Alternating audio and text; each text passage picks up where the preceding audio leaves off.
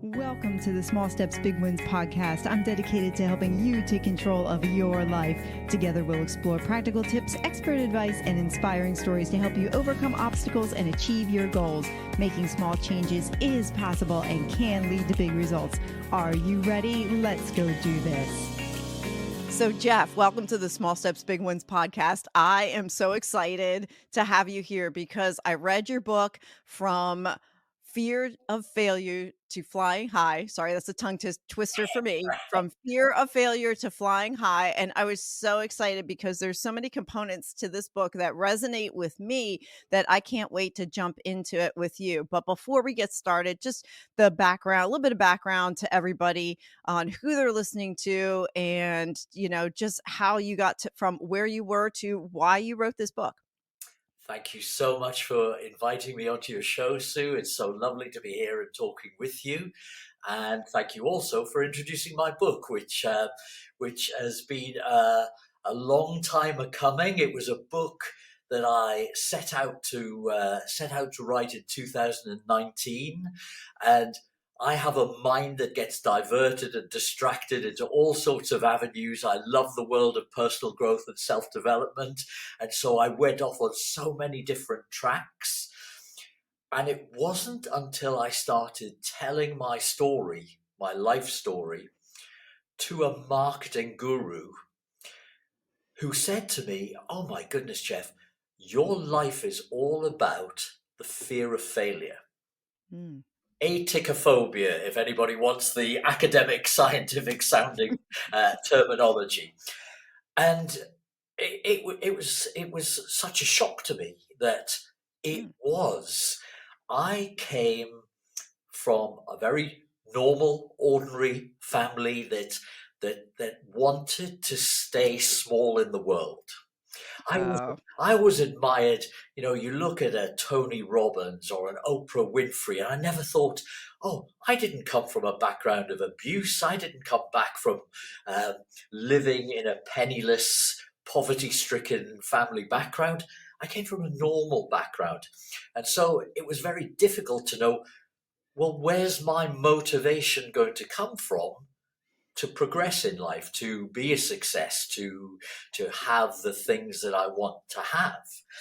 And I think a lot of people have that. They think they should either be born into a privileged background or a background without any privilege. Otherwise, where does the fire in the belly come from? Where does the motivation come? And this point was really brought home to me when my father passed away. And my brothers and I, we were clearing out his belongings, and we found two board games. One game was very like Monopoly. Another game was a sporting game, covered in dust, never having seen the light of day. To me, that was somebody's talent and skill that had never been expressed in the world. And I think there are a lot of us that feel that way out there. There are a lot of us that know somewhere within us we have that diamond, that shining diamond of talent and skill. But fear holds us back. Fear of failure holds us back. And it was from that moment onwards that I made it my mission to help as many people as I can realize their potential, express their gift in the world. We all have it. Because of my small early life, there was always that thought as a child that maybe the world is divided into winners and losers. Black and white. Do we? Yeah. And we do a lot of that, don't we? It just gets us stuck in that mentality. It's like, oh, either I'm really famous or I'm nobody, and there's nothing in between. And it's a matter of, do you find that it's just a matter of perspective in the stories that we tell ourselves? Precisely. And then if we have that feeling within us, surprise, surprise, events happen to prove to us that we are that identity. It's almost like we invite them in. And it's not true. it's a lie. Our mind tells us a lie. We all have something. Um, if you don't mind, I'll tell you one of the stories that might be really useful to your listeners. Um, Several years ago, I met a lady. She was approaching 50. She had been primarily a mother and a wife, so she looked after the household, looked after her three children. Her husband was quite a successful businessman, kind of looked after him. The three children had flown the nest, and her words to me were, "I'm stuck in these four walls, looking at these four walls. I don't have any talent. I don't have any skill. Is my life over? What am I to do?" Mhm. Now, talk therapy, talk coaching wouldn't necessarily have worked here. We needed to get into the subconscious. We needed to get deeper. And when we uncovered that one of her greatest loves was the rock band Status Quo. I don't know if you've come across them. No. Also, she was very, very good at, as many mothers are, she was very good at organizing. Yeah, I can relate. Fast forward to where she was after working through my process. Um, she bought the fan club of this rock band. She started selling their merchandise. She interviewed the band. She wrote a book about the band. She organized all the fans to go to gigs. And then she gravitated on to putting on music events and finding young musicians uh, Wow. that she could introduce to the stage and introduce to an audience. Yeah. She found her niche.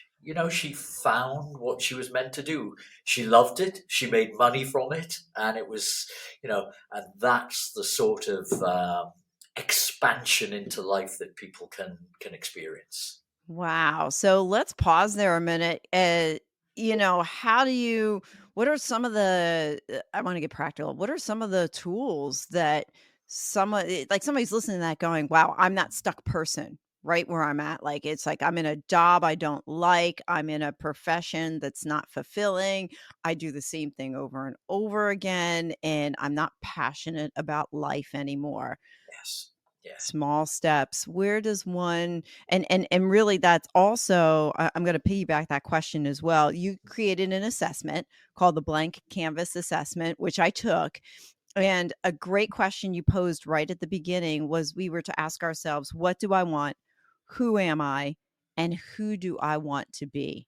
Yes. Three very challenging questions Yes. to somebody who's never been asked that before. So I'll let you continue your thoughts on it. So people will fall into two camps. There will be those people who have the clarity to go, this is who I really want to be. When they're asked the question, they will have the clear thinking. They won't necessarily have the blocks, and they won't necessarily see how to get there, but they'll at least have a vision of their future. There are those who can't. There's just an absolute blank. Life events, other people have told them that they can't be that person they wish to be, and so that's a slightly deeper problem. I have a process. My company, my business is called the Blank Canvas Training. And I believe that other than a lobotomy, where we just, take the mind of the brain out completely, we can wake up every day with a blank canvas. Hmm. Don't take your past with you. Don't take what people have said about you with you into today. People look for a birthday or New Year's resolutions to have a blank canvas, but there's no reason why we can't have a blank canvas every morning. And so, if we're not running the movie of our past life every day, then we're a film director for the day. We created. Who do you want to be? Who are you being today? Now, you ask about the tools and the techniques. I have a particular process which goes into the prefrontal cortex of the brain. This was something taught to me actually by a lady in Denver, Colorado, your country, yes.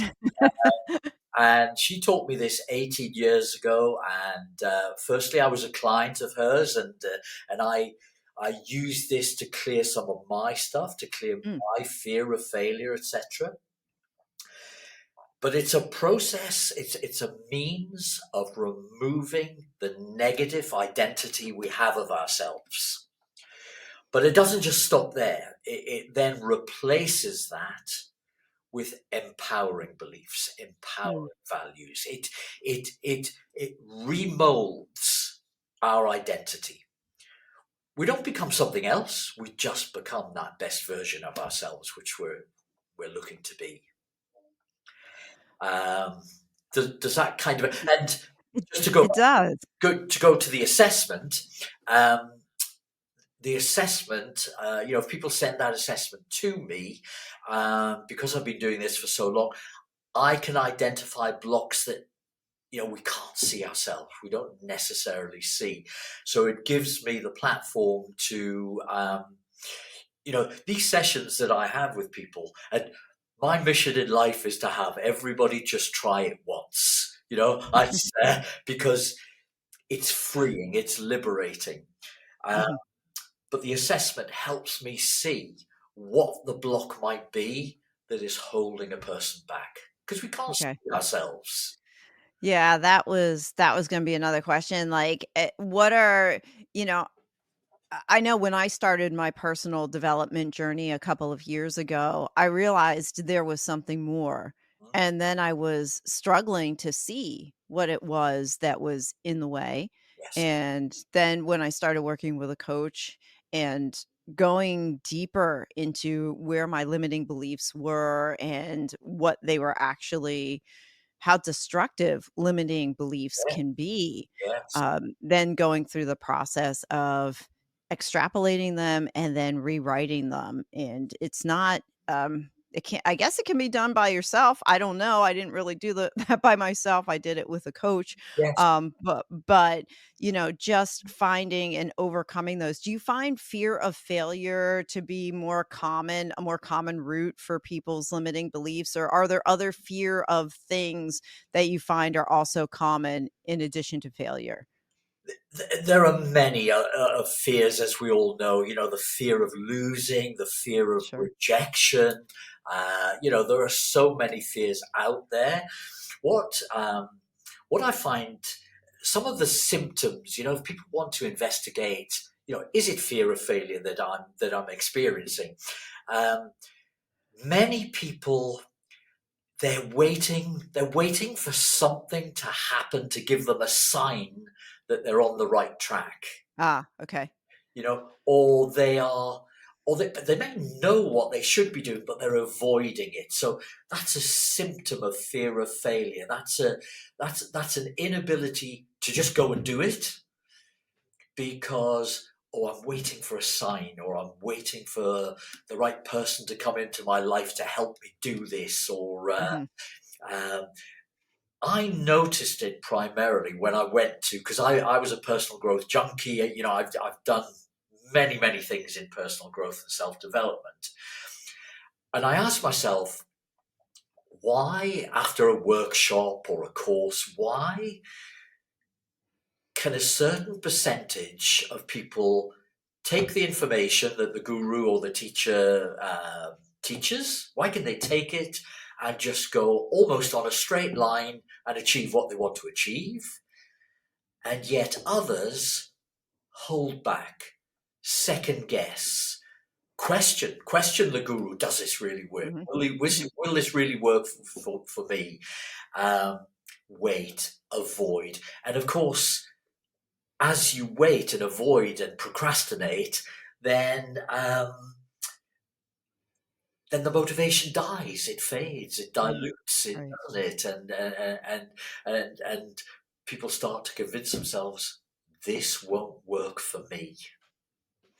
How do you help people overcome that? What are your thoughts on moving from the inaction to action? I mean, truly, this is where I do believe, and obviously, I'm I'm a coach, but I've Right. had a lot of coaches. You almost need to be on the, you need to borrow confidence from your coach. You almost need to, Borrowing one's belief. I have a whole chapter in my book on right, borrowing yeah, one's belief. Yes, yeah, yeah, I so I'm su I'm not surprised that you said that yeah, because it's so true. It's you have to if the brain doesn't have evidence, it's really hard to believe or convince yourself that you can achieve something that you've never done before. yes, absolutely.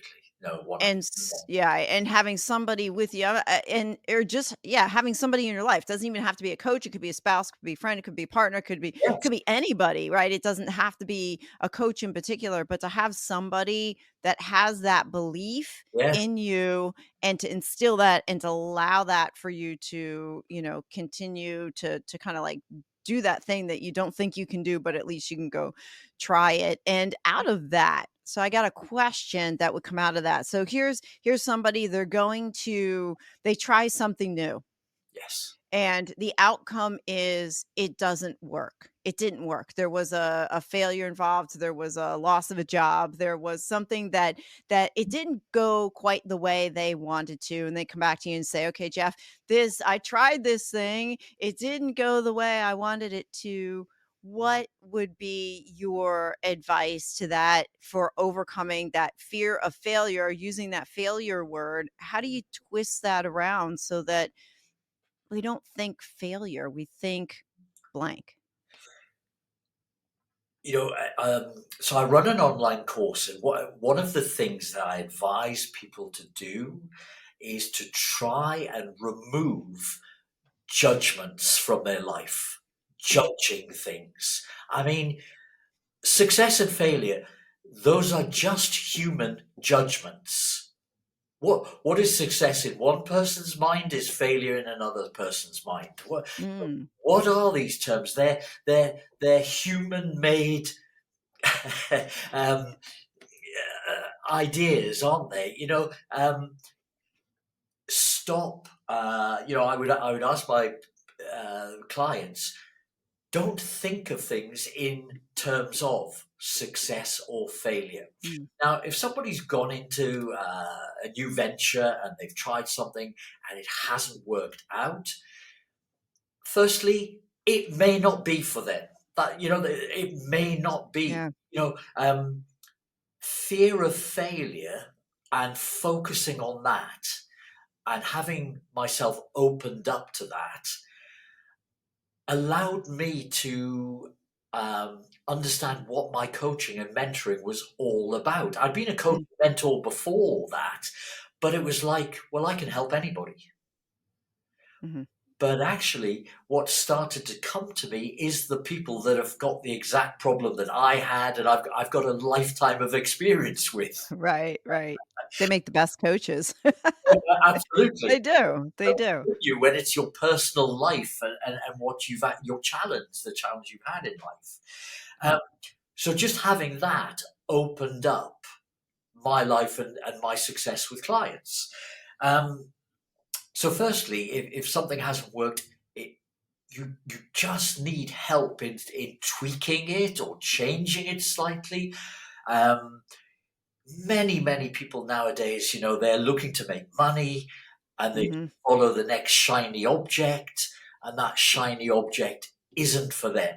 And again, that's where a coach will help you find, hang on, what is your gift? What is your gift zone? right, right. Just as an aside, you know, I help people with time management, and I divide time management into gift zone, nuts and bolts zone, connection zone, and stretch zone. So your gift zone is what you were put on this earth to do. You need to be spending as much of your time in your gift zone. Nuts and bolts are all the software platforms, the marketing, the accounts. Try Yeah. outsource as much of that as you can. Connections, that's what you and I are doing. We're connecting now, and Right. connecting with your listeners.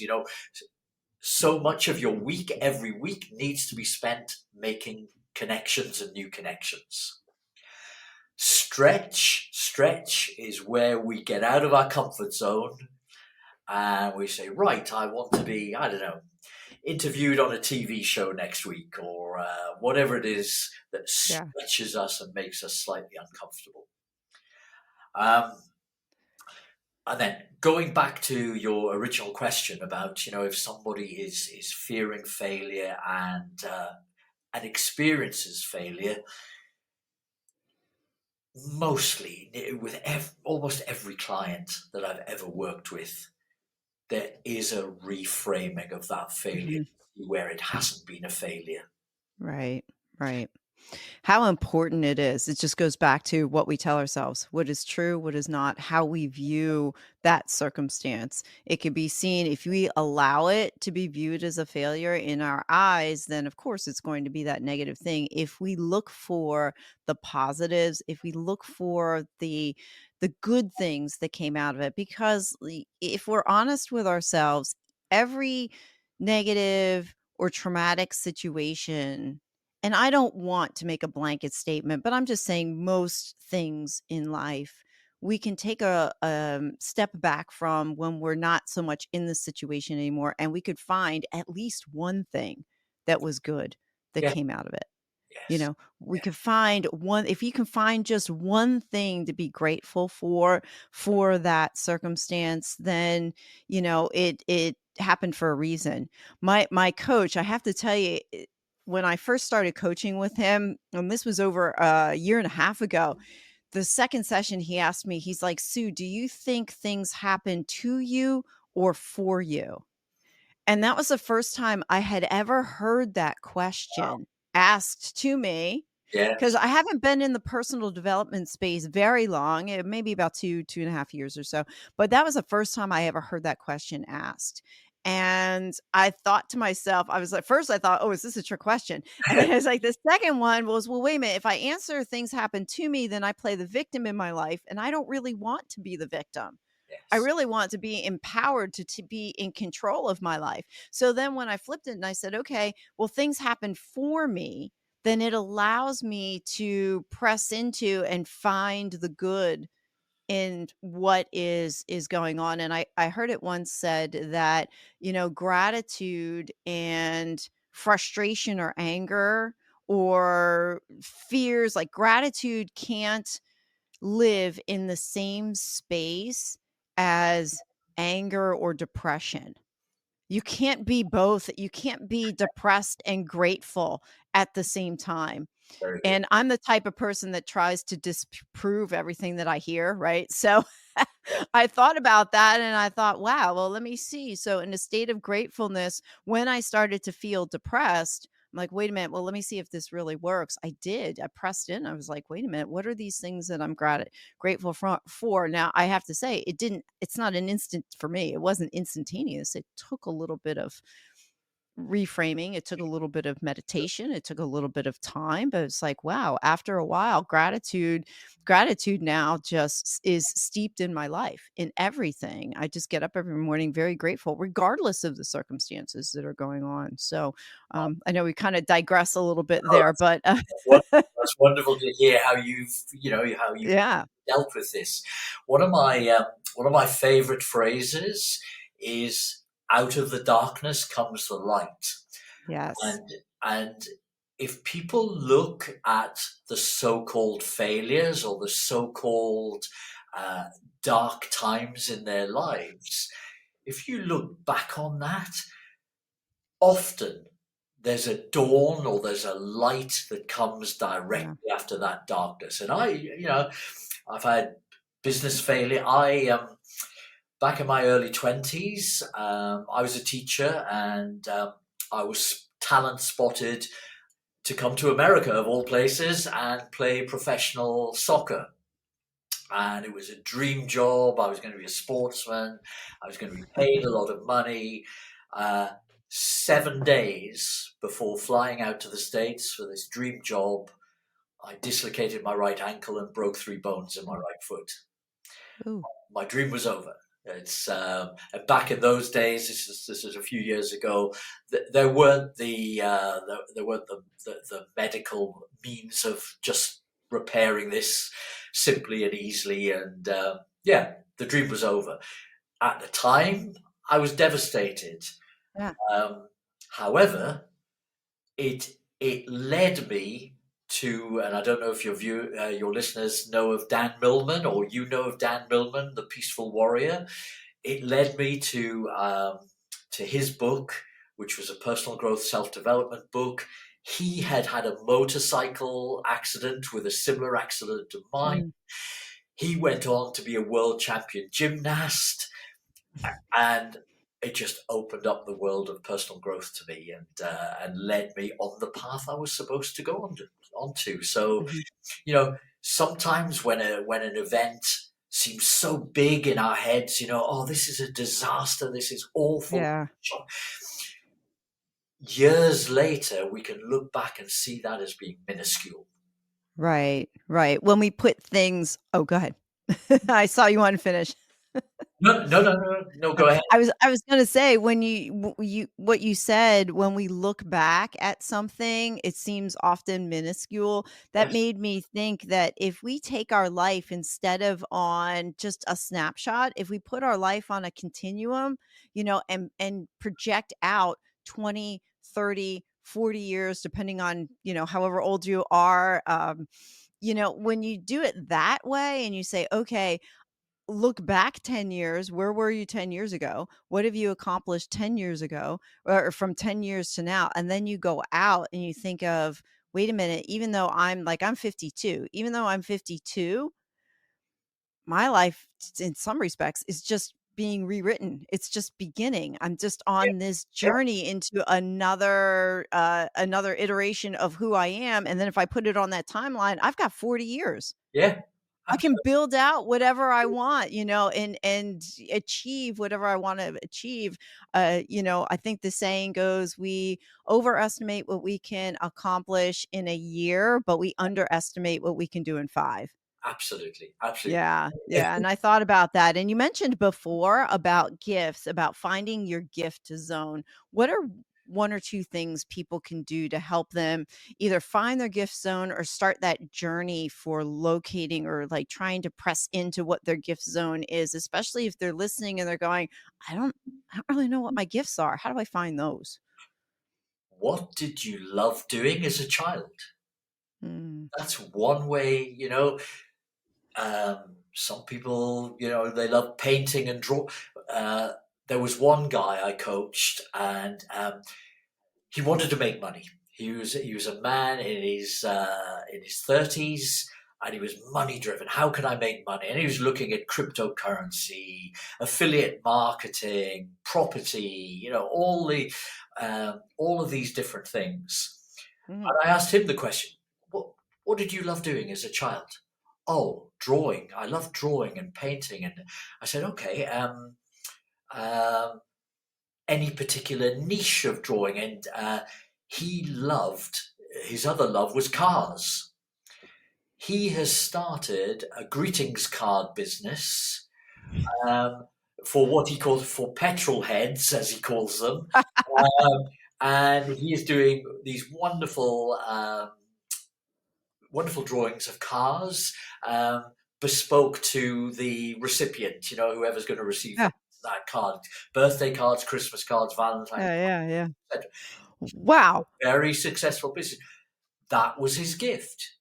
So instead of Right. looking outside of himself at what the rest of the world was making money at, and looked at who am I? Who am I to be? Who am I being? How was I born? Well, your innate gifts have probably followed you around, Yeah. but we can't Yeah. see them.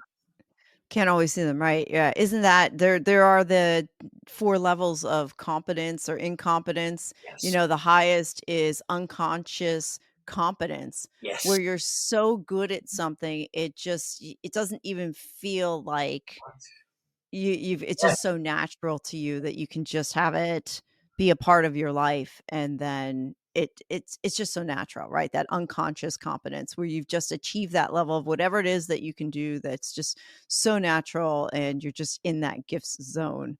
Absolutely. So yeah, it's a process. It is Yes. And that, definitely a sorry, and that is the issue with gifts. Often because they come so easily to us, we don't value them. Oh, but I can do mm. that easily. Oh, but I can write a book easily, or I can draw easily, or I can speak on stage easily. And so we don't value it because, well, there hasn't been struggle. But what we forget is we don't need to struggle, you know? I love that you said that. I just wanna pause right there that you don't have to struggle because there is you hear it often. I'm not sure if it's like this in the UK, but you hear it here often, grit. You have to have grit. You have to grind. It's gotta be challenging. It has to be difficult for you to do in order for it to feel like you are achieving something. Yeah, And I think sometimes, yes, there is that component of, yes, it's hard. I helped run a small business for the last 5 months. It is hard. There's no question. It is hard. There's no question at all. It's a hard thing to do. But in a matter of perspective, for myself, it wasn't really hard. It was just problems and challenges yes. that I had to face and that I had to overcome. And so, but I also used my gifting and my talents in that job as well. So there was that balance between what's challenging and was it hard or did I have to have that grit and versus not. So I'm glad you said that because some of us feel like, oh, it's got to be hard for it to be meaningful. You just got to watch the great singers, watch Pavarotti, or watch the great actors and actresses, watch the great sports people. They do what they do effortlessly. You're right, though. Will there be challenges along the way? I mean, that's the thing. Often people who fear failure they want to avoid challenges. They want to Mhm. avoid Pain. forks in the road, difficulties. Difficulties in life are as certain as death. You know, it's Yeah. without those difficulties, we would not grow. Accept them, accept them, and just work through them. It's we cannot avoid them, and it's that avoidance of them that makes us contract and stay small in the world.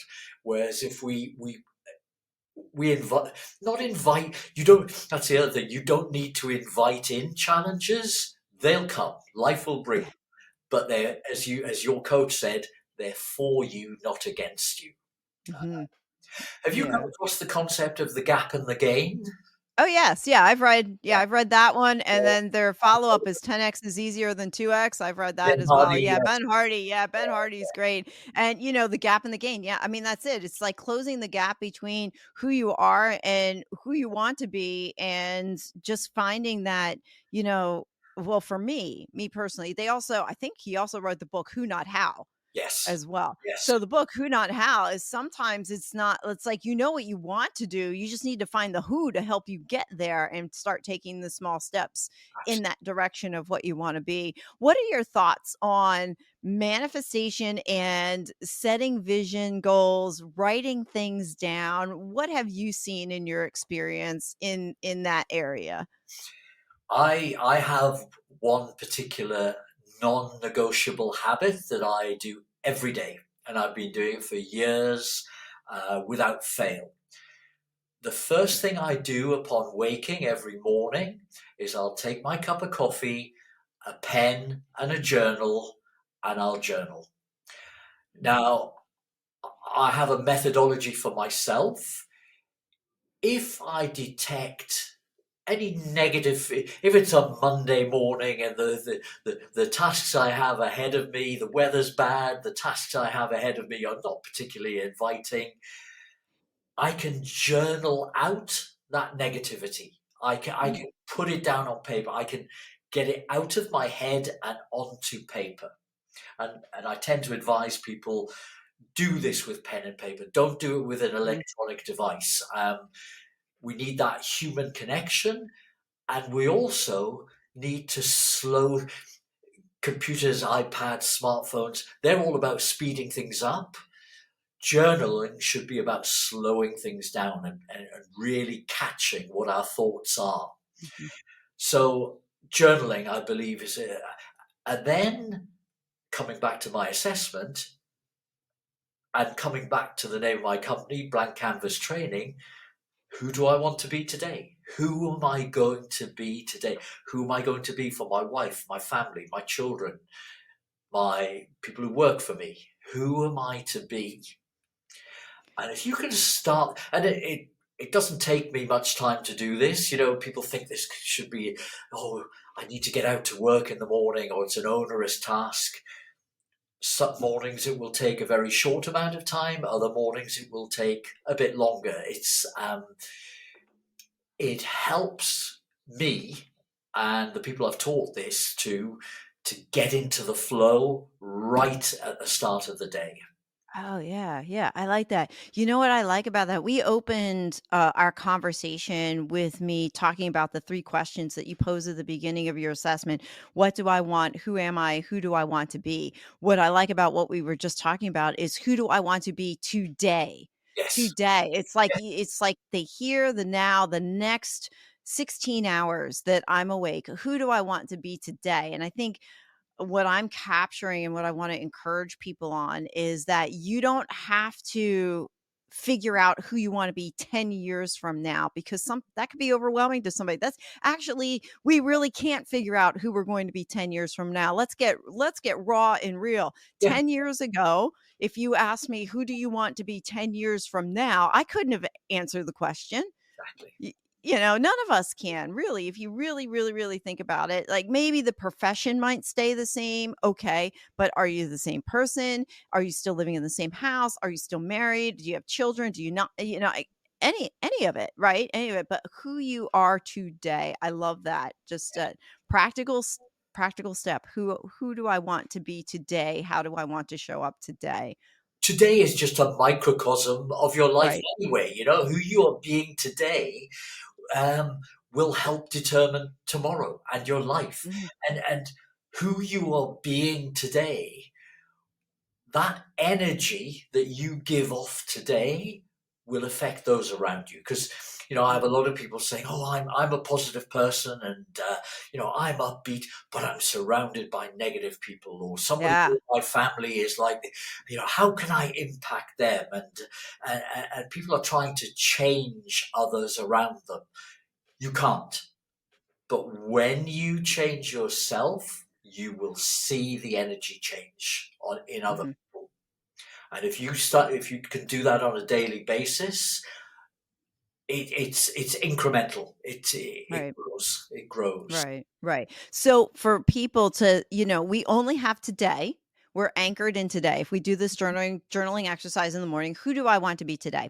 What is your advice to people who continue to play the past regret film? Oh, but this happened to me and whatever.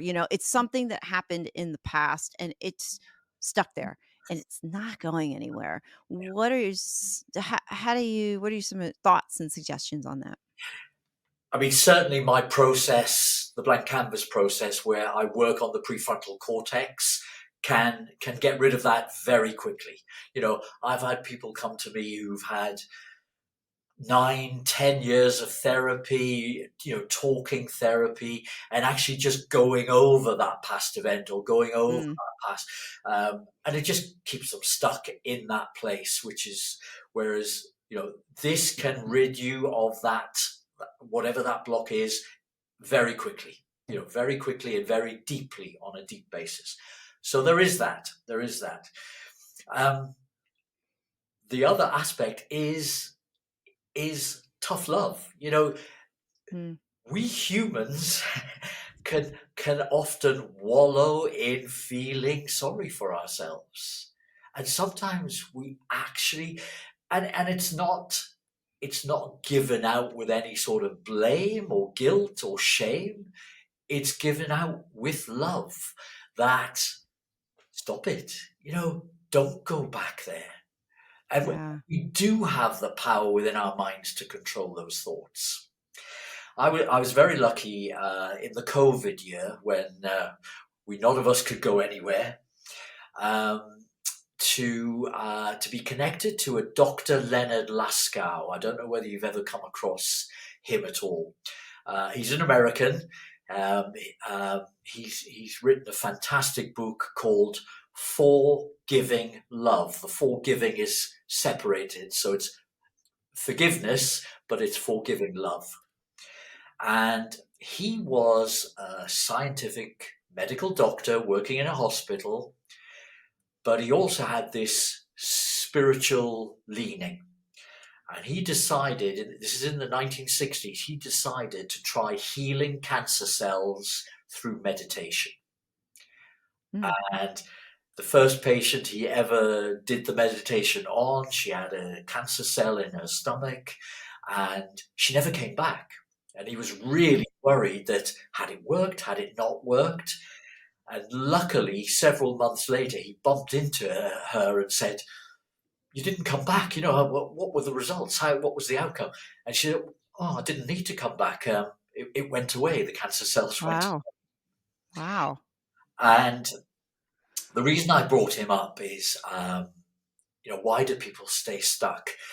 When people realize that he maintains all our pain and suffering in life, all human pain and suffering Mm. comes from our disconnect between how much we love ourselves. Mm.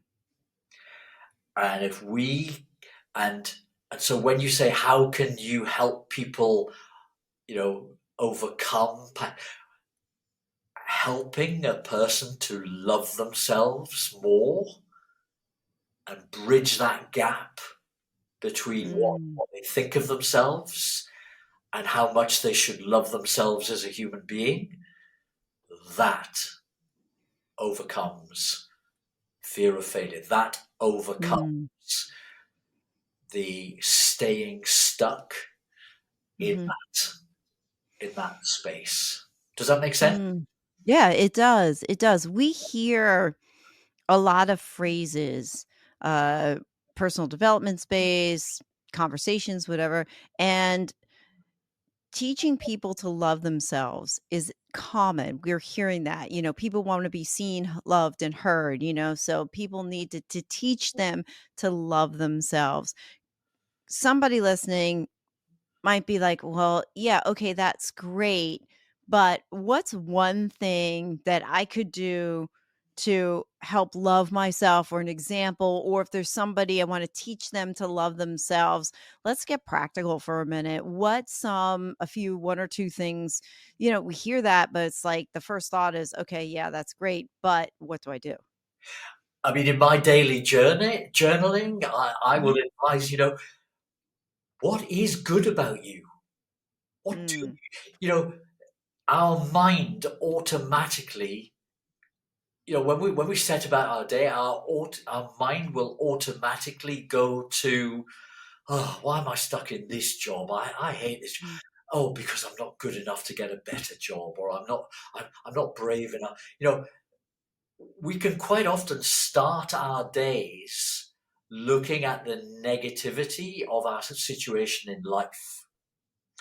So stop that. Start your day by going, "Do you know what? I'm a really kind person. I gave away Mm. uh, just." And it's just small things. It's just small. You talked about gratitude, and I know a lot of people find it difficult to to think of things to be grateful for. It's like they start gratitude journals, and it's like they go through the obvious things and then run out of things to be grateful for. Yeah, yeah. But, reminding ourselves, and what I've often done at my workshops is I've had people bring in a photograph of themselves as a 2-year-old. Mm. I think small children are the closest things to spirit Mm. that we can find. look at yourself Wow. as a child. Look at yourself. Look at that photograph of yourself as a 2-year-old. You know, um, do you really want to criticize that child and say how useless it is, or no? Mm, You only want to give love. That's a way of growing the love for yourself by reminding yourself who you can be, who you are. You that being is you. Several yeah. years later. Wow. Yeah. Thinking about like, how would you speak to that child today? Sometimes we use these words we speak to ourselves are so harsh. I'm stupid. I don't believe I did that. You're dumb, that kind of stuff. Would you say that to that 2-year-old child? Of course we wouldn't. I want to circle back to gratitude for a moment. You mentioned about how sometimes it's difficult for us to be grateful, or we find that we're grateful for the same things over and over again. We're just struggling with that. I just want to quick share with you that as I was thinking about gratefulness, I also kept a gratitude journal for a long time, for many, many, many, many months. And I kind of got away from it, and went back to it. But what I'm finding now with gratitude is that it's not a list. It's a feeling. It is a Wow. Yeah, countenance. It's something that's deeper in the soul than what's on paper. And the what I want to encourage people with is that even if you don't feel that gratefulness, for me personally, as I continue to press into being grateful, even for the difficult circumstances that I've come across, and looking for the positives in those hard things, gratefulness is now one of those energy spots, for lack of a better term, wow. that I live in. Yes. It's just, I'm grateful. I get up every morning, I go, I'm grateful to be here, grateful to be alive. Yeah. What can I do for somebody today? What conversation or whatever it is. So Fantastic. Yeah. yeah, grateful. Yeah, gratefulness moved from a state of just a thing to look for, to do, to actually a state of being. Yes. I would, yeah, and I would submit that that would be the same for other areas like happiness or joyful or thankful, grateful. Those positive energy types of beings, countenance. Absolutely, absolutely, Yeah, and I thank you for sharing that because I totally resonate with that. When I teach people journaling, and you, when I coach, and men are worse for this, in some respects, because men don't want. Many men, I know I'm generalizing, but many men do not want to engage with their emotions and their feelings. So it's, mm, how are you today? I'm fine. I'm fine. And with journaling, a bit like many people who I've taught journaling to, they start off and it's just a to-do list. It's yeah, like, "Oh, I can't think of what to say." And so and that proves there is a wall of resistance. But if you persist and if you can be consistent, you break that wall of resistance down and you get to your emotions and your feelings, but you just have to kind of keep at it. So yeah, it's a bit like what you've said, um, with gratitude. You can start off just being grateful for this and that and the other, but then you've obviously had this treasure chest that you've unfolded yeah, by keeping the process going. So, yeah. so there is an element of persistence and consistency required. Yeah. Yeah, yeah, with anything, right? If we Yeah. continue to layer one thing on top of another and not to give up on anything. Yeah. Sometimes we give up too easily. We look for that microwave result. We wanted it to happen yesterday. So if I've only been doing this for 2 or 3 days, then, and I haven't gotten the result that I wanted, you know, um, I'll give up on it. It's And got worse, hasn't it? It's got worse. Where yeah, I think so. society is looking for instant results now, and yeah, life doesn't work Yeah. like that. Yeah. Yeah, yeah. Jeff, I'm enjoying our conversation, but I want to kind of bring all of this to a close. What's one question or topic you wish I would have asked about, and how would you have answered the question or expanded on the topic? Oh wow. Wow, that's a really good question. I suppose I mean, fear of failure is such a. I don't think people recognize fear. You've asked about fear of failure, so I mean, you've really covered all the areas that I wanted to talk about anyway. But I think going back to Dr. Laskow, I think if people can just recognize that discovering the love within themselves is started by by giving love to others. I think people find it Mm, easier to give love to others than they do to themselves. sure. Sure. And, just reducing down, as I said earlier, reducing down the amount of judging we do. You know, that thing of going into the office and, oh, I don't like that person's hairstyle, or what are they wearing today? Or, things that we think are throwaway lines that don't judge anybody. Don't Mhm. try to be aware of because as soon as we cut away that judgment of others, then we will stop judging ourselves and we'll be Mm. kinder to ourselves. Does that make Makes sense? sense. Oh, absolutely. Yeah. Absolutely. Yeah, absolutely. Because when we start, I mean, it's really hard to be kind to others in general if we're not kind to ourselves. I mean, I just kind of thought about that. I'm like, it's you, on the surface, maybe it might be at first, but then really deep down, if you continue on that path, it's just hard. It's hard to maintain, I think. I think the Yeah. biggest step in personal growth is when we can have those people that we don't automatically connect with, and yet we connect with them. Mm, The difficult people in life, there are people that we just don't, there's some sort of um, gulf between us and them and the way of our thinking. And if we can take that extra effort to understand them and try to understand why they're in our lives, they're in mhm. our lives for us, not against us. Right, right. They're in our I love that. They're in our life for a reason because sometimes I mean, I hear people say, "Oh, I can't believe that person is there. They're bothering me," or that Yeah, coworker that I have to work with. I can't believe they're there. I love it that you just flipped the narrative to say that, wait a minute, that person is there for a reason. That person is there to help you develop more as the person you are supposed to become. yes, I reminded myself of that is the last several months that I've worked the job that I was in, as challenging as it was. Today, I am a much different person than I was when I started that job 5 months ago. fantastic. And it was by the people that I met, the circumstances that I went through, everything. I am a completely different person in a number of respects, not 100%, but completely different person in all those circumstances I walked through, different today than I was back then. So I think it's just, as we've been talking about, just a matter of perspective and how we view what's happening to us. It's not to us, it's for us. And then the stories that we tell ourselves. So, hey, Jeff, and I love answering this question, asking this question of everybody. As we close, what is one small step that someone can do today that's going to help them change their tomorrow? Well, I've advocated journaling, and I'm a great proponent.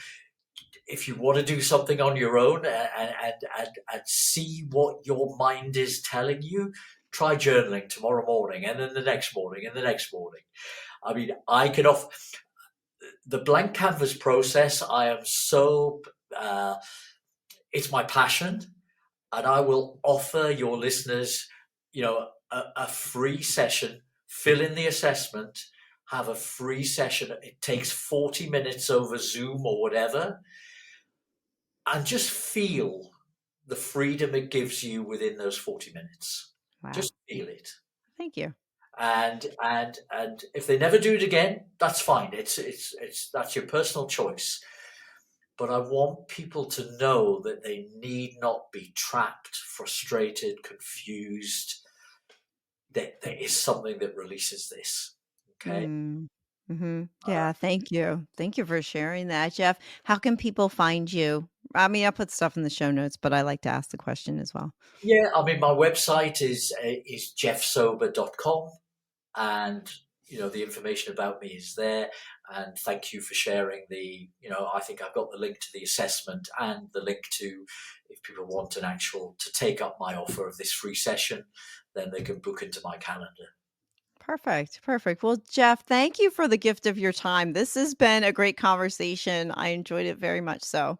Oh, I've loved speaking with you, Sue, and great minds think alike. We think in very similar ways. Yeah, yeah. Well, thank you. Thank you so much. Thank you. Thank you for listening to another episode of the Small Steps, Big Wins podcast. I value your time with me, and I seek to make every moment count. In order to make lasting change in your life, listening is usually not enough. So I want to ask you, what practical steps are you going to put into action today as a result of listening to this podcast? Remember, any step, any action, no matter how small, starts your journey to a big win. And if you're not sure where to get started, reach out to me and let's have a conversation. Until next time, love yourself, then love others. Peace.